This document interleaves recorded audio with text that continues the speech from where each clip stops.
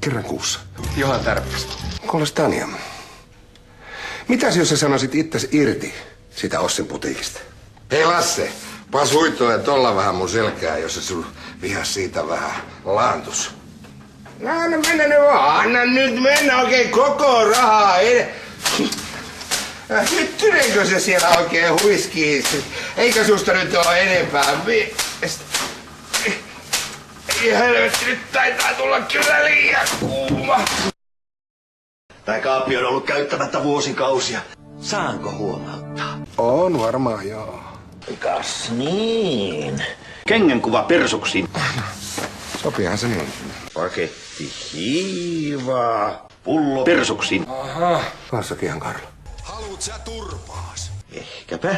Jahas. Ja siellä oli sun kuvakin. Ismo, lopeta! Ehkä kuitenkin on parempi, että te kaksi ettei enää tapaa.